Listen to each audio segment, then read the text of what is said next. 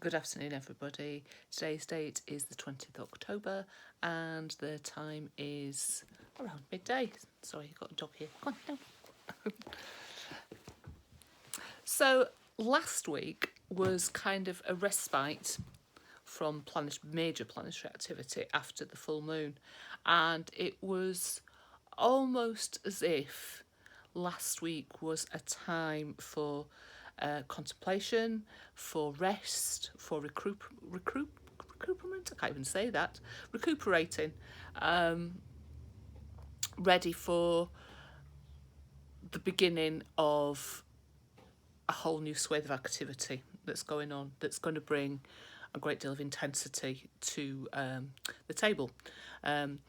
Obviously, we are going into Scorpio season this week, and we have already got Mercury and Venus there, adding on to that kind of intense, dark flavour. The only problem being with it is Scorpio's Mars ruled, and Mars is still in Libra, where it doesn't like to be. So it's kind of a greyer a Mars. Prefers black and white, but the Mars in Libra gives it a greyer feel because it likes to see both sides of a situation, which is no bad thing sometimes. But I think that this week there is this call to action. There is caution around, and we'll move on to that when we look at Mars square Saturn, and that is the Libra bit coming back in again, that need for caution. But overall, we're swimming in some very dark waters right now. Scorpio is a fixed sign, so it's fixed water.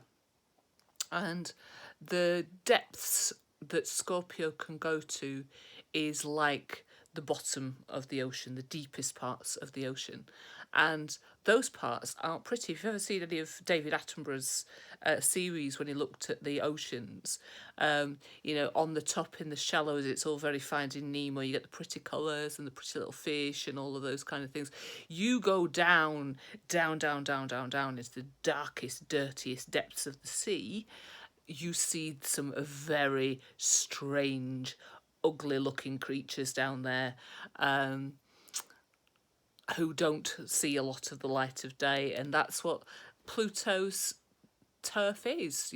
Scorpio's turf is the underworld. It's the unconscious. It's the dark side of things, and that's what's giving us our flavour at the moment.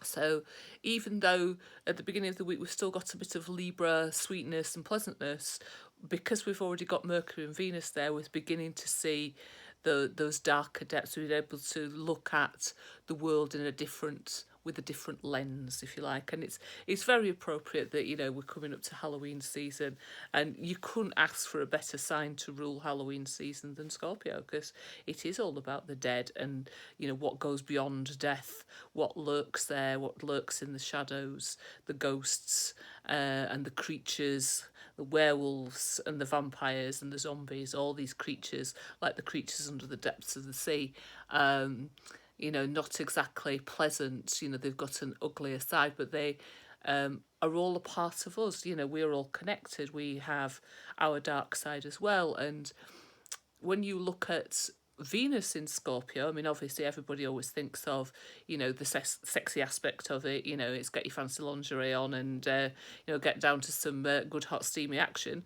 But also Venus in Scorpio says, I want to see you truthfully, I want to see you honestly, and that includes seeing you at your worst in a lot of ways. It's you full of cold with the snotty nose. It's being caught out, having not locked the door for the bathroom and somebody walks in while you're there doing your do, It's all of those things that make us, that we don't like to talk about. Particularly if, like any Libras, people with strong Libra, they hate talking about those kinds of unpleasant things that us humans do. But Scorpio says, no, you know what? this is what makes us all the same, whether you're the Queen of England or whether you're the President of the United States or whether you're just little me sat here. We all go to the toilet. We all have snot coming out of our noses occasionally. We all have bodily fluids that, can come out and surprise us occasionally. It is all about those things. It's saying that this is where we're all connected. This is where we're all human and also animal. It's that that brings us in association with the animals and the animal side of the world. So when we think about Scorpio, we're thinking about those things. And, in terms of Mercury in Scorpio, which will be turning backwards next week, but is already slowing down, it's asking us to, go into the bit of sort of psychoanalyzing of ourselves, and where are our motives? Where are the dark depths that we try to hide away?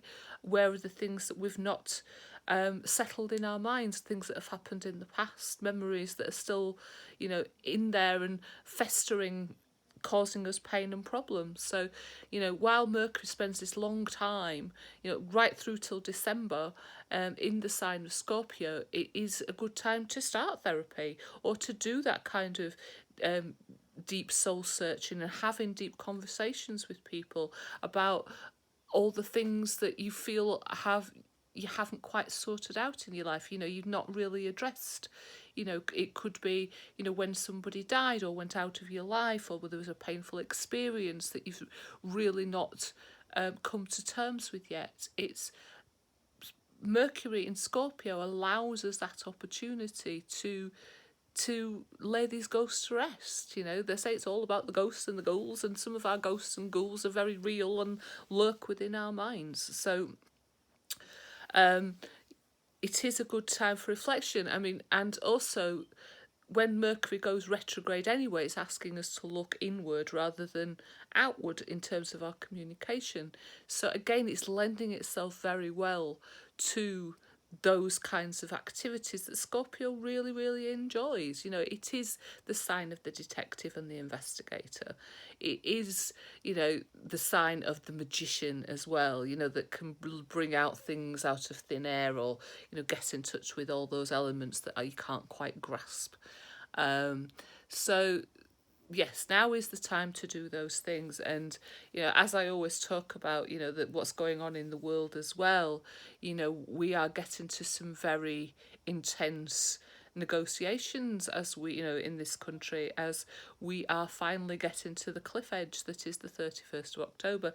Again, how appropriate is that we should end up in Scorpio season with Mercury turning retrograde the day before. So don't expect any answers or solutions while that is going on. It will be difficult and murky and slow, and you won't be able to get those answers that you maybe want, or want some clarity on. It's about going backwards, checking through, making sure that you are not getting rid of anything that you don't want to get rid of, or you are clearing out the things that you do want to get rid of. So it is very interesting that those times are upon us right now, and the microcosm is reflecting in the macrocosm. But more of that in a little bit. So there we go, so setting the picture really. And this weekend we've had the moon in Cancer, which has been highlighting that kind of North Node activity that we talked a lot about, and it is making aspects today to the Libra planets, with Mars and with Saturn and Pluto in Capricorn. So this weekend is a very good opportunity to start those processes about, thinking about what do we want to clear out, what do we want to keep. Don't clear out for the sake of clearing out. If something has value, you might want to cling on to it or just clean it up and, give it a bit of a makeover. I think that, the times of equinox when the seasons are changing, we often find ourselves doing clearing and sorting just as a matter of course, because our wardrobes change from this sort of lighter clothes to the heavier clothes for the winter, and we can use those opportunities to clear our wardrobes out, clear away any last little bits, do any jobs before the winter months come. So again, microcosm and macrocosm, clearing out, cleaning, repairing, see what can be kept, see what you want to keep. It's not about throwing away for the sake of it. It's about, say, deciding what has value for you. And Cancer is a very sentimental sign, so there'll be that part of you that wants to cling on to things and for things not to change. But as we've said all along for this year, those things are a necessity. Times are changing, and next year when we start to get the shift from Capricorn, the first sort of sign of seeds of things going into Aquarius, we will certainly see those ways forward. And certainly with the new moon that happens to the end of this week, when it aspects to Uranus again, Uranus there in Taurus, reminding us of the fact that, even if it's difficult, even if it's slow, because Taurus is slow, we have to change. These things are going to happen. And, it's interesting for myself because I've got Uranus transiting my fourth house at the moment, and for me it is all about transforming the house. I've been doing lots of work and jobs around the place to make things better, to clear out, to clean out, to see where I want to go with things, how I want to change things and make things look better, and to have to be fit for purpose with what I want, and with the changes with my family, and what their needs are. So that's a good example of Uranus kind of unsettling my fixedness, because obviously I have a fixed moon, and I don't like a lot of change in my home circumstances. So it's saying that that you have to get rid of some of these things and make way for the future. So that's around this weekend, and the other part of it as well, I think, even though Mars doesn't like being in Libra, in terms of getting us to do, it's saying connect. And this is the fulcrum between the Cancer and the Capricorn, is Libra saying connect with others, find your people, find the people who you should be with, who can speak your language, who want the same things as you do. And you've seen some good examples of that recently with the marches yesterday and all the Extinction Rebellion stuff, which links in with Uranus in Taurus. People connecting with like-minded people, even the strangest of people.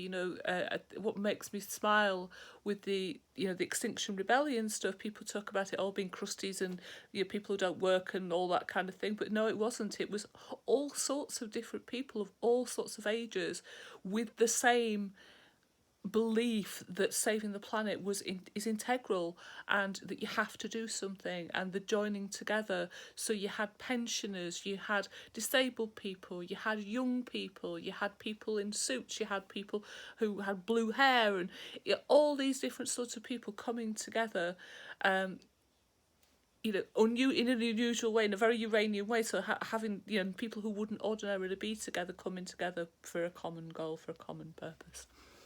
And if you want to bring that down to a sort of more personal level, it's like, if you stay stuck in the past, you will not be able to connect in the same way as you used to, because they'll move on and you won't. So you'll be stuck, and you might find yourself getting slowly more isolated in that. You have to change, you have to connect, you have to decide where you want to be in the future.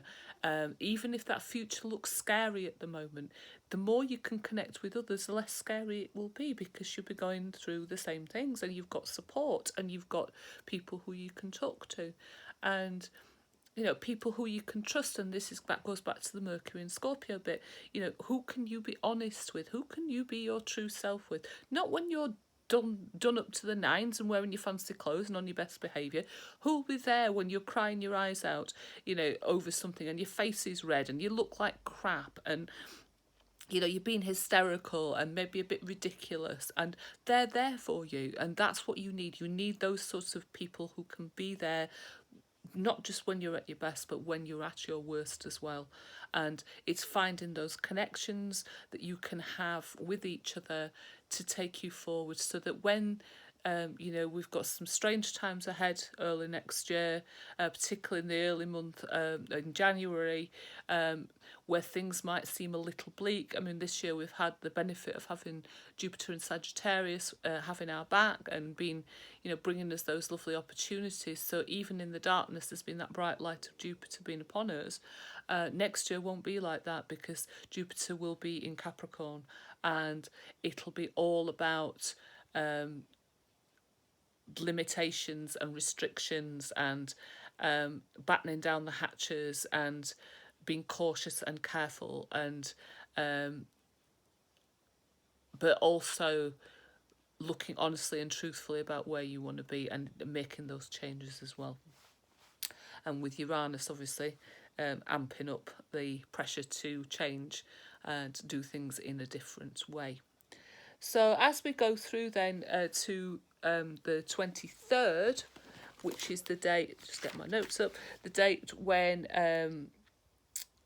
Sun moves into Scorpio. So, which is in 2 days' time, which will be Tuesday. So on Tuesday, the Sun joins Venus and Mercury, and then we will be officially into Scorpio season.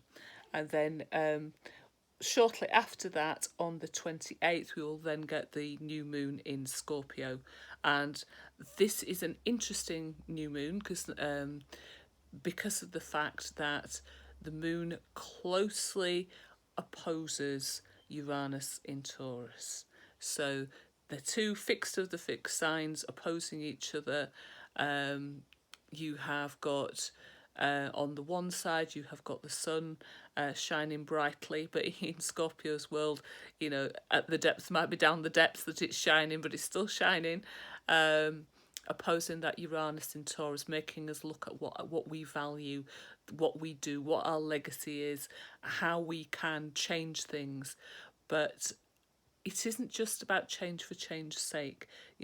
Taurus and Scorpio don't like change in any way, so they'll want to cling on to certain things.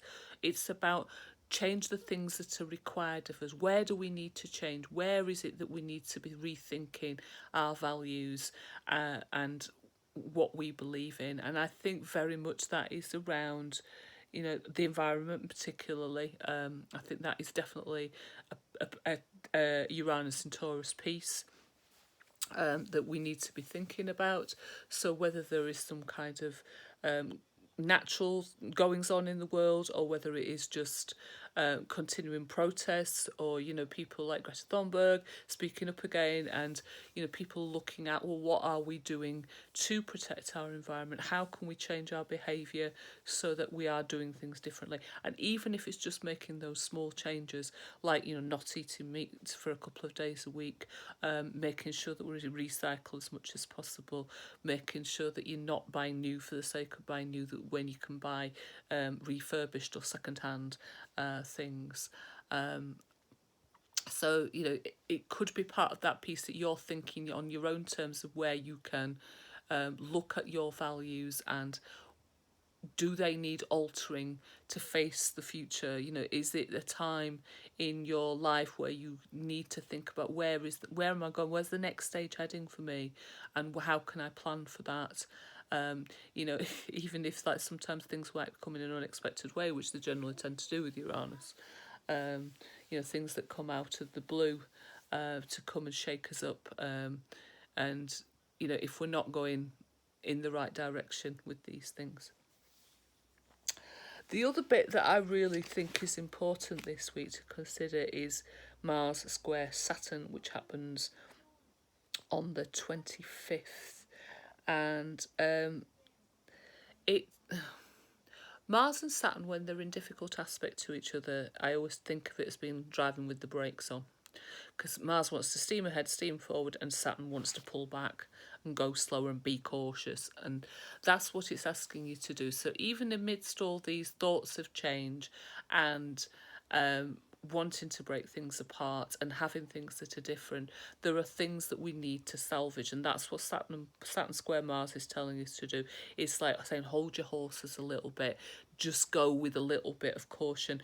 There is no need to throw everything away. We have to look at what we can salvage, what we can build on. And again, you think politically, that's definitely where we're looking at the moment. Is, you know, it's not about breaking apart for the sake of breaking apart. It's not about doing things in a hell for leather, sod it, you know, get out no matter what kind of thing. This is about saying, well, what can we do better? What can we salvage? What needs keeping? We know things have to change. We know things need to be better, and you know, we can't have kept things the way they were because people had too many reservations.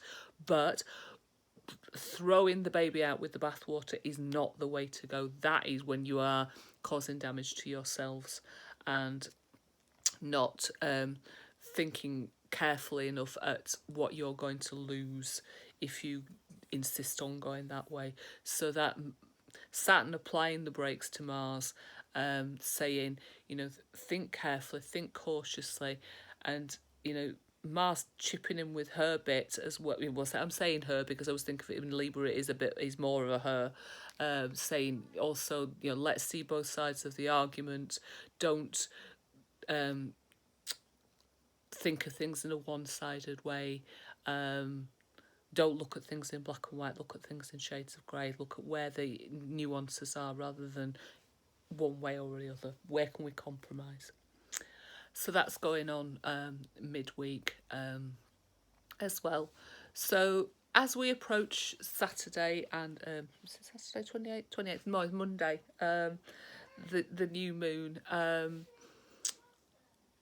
We have to be thinking about which areas of our lives are going to be illuminated in this piece and what we can do about it. So you can, you know, if you've never checked out your chart, the best way to do it is go on to astro.com and you go into the extended chart selection, and then you can put in your birth data. Make sure, especially if in the UK, we do not put times on birth certificates, unlike in the US. So, you know, try and find as accurately as possible what time you were born, so because obviously that will then give you your ascendant. I've currently started working with whole sign houses, and I find that I'm really beginning to like that. I was a bit unsure at first about using whole sign houses, but now it's beginning to make more sense, and some of it always did make sense to me, because particularly when you've got a planetary shift into a new sign, you can almost feel it coming. It doesn't have to be exact. It doesn't need to maybe cross if you're looking at Placidus or Equal House, it doesn't have to cross that line for you to feel it. You feel it when it moves in. And that's what whole sign houses is saying to us. It's like, you know, so some people don't like the fact that the ascendant can end up anywhere within those 30 degrees, and that they think that the ascendant's like a really important degree marker, and it is, and obviously there's aspects to make to that, but it's saying that, you know, that whole house, that whole sign is lit up from the word go, from the time that it moves into that sign. So so if you do your if you want to do your chart on astro.com, you can choose which house system you use. So you can use whole sign, you can use equal, you can use Placidus. People will argue the toss. It's one of those astrological arguments that will go on forever as to which is the better. Placidus tends to work better for people who live further south or near the equator. Northern hemisphere signs, you end up with ridiculous house sizes. I mean, in my chart in Placidus, my first house crosses 3 signs. So it is a crazy. It doesn't work for me. Really doesn't. But, say for example, you live in the States, and you don't get those kind of weird shifts that you get in sort of when you're further north of the equator. Then, maybe that'll work a little bit better and tends to be more comparable with equal house, and also in whole sign as well. You say you don't get those bonkers intercepted houses, which I've never particularly liked. So choose your house system, see what works for you, see what makes sense for you, and then you can draw up your chart and start to have a look at where which houses your these signs fall into. Say for myself, for the Scorpio season, I have got Scorpio 10th house. I have got my moon there. I've got Neptune there. So Scorpio season is very important for me. But also, if you look at as well the Uranus piece going on in the 4th house as well. So the house of home, the house of family versus you're out there, your career house, which is house 10, and your public persona. So seeing where those discrepancies lie and maybe trying to integrate the two. You know, everybody has a different persona that they show to the outside world, and that you might have a face for work that you use, and you might tone down certain parts of your personality in order to fit in and to get on.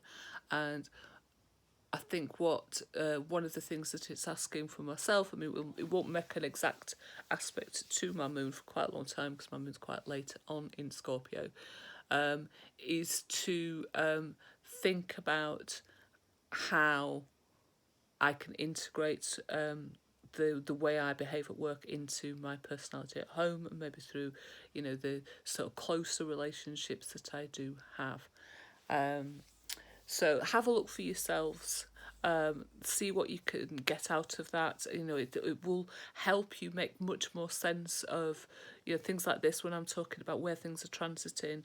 Particularly when the sun shifts into a new sign, or there's new the larger planets are making shifts into new signs, making big aspects to things. It makes more sense when you can see whereabouts, which houses that it lights up. There's some great little resources out there on the internet, or you can get books to sort of understand the houses and what they can mean. There's been a big, and I've never really gone with this, but there's been a big shift recently about people saying, oh, a planet is the same in a sign as in a house, and it's like, no, it's not. It's like the sign is the way you do things, and the house is the area of life, and the two are not necessarily associated. Sometimes, for example, like the first house, which is to do with your yourself, your conscious, isn't really connected with Aries in any way, or with Mars in any way, unless you happen to have Mars on the rise or Aries on the rise. So hopefully by listening to things like this, that you know, if you don't or do already, that you're digging around and finding out a little bit more, just so that it makes more sense to you. And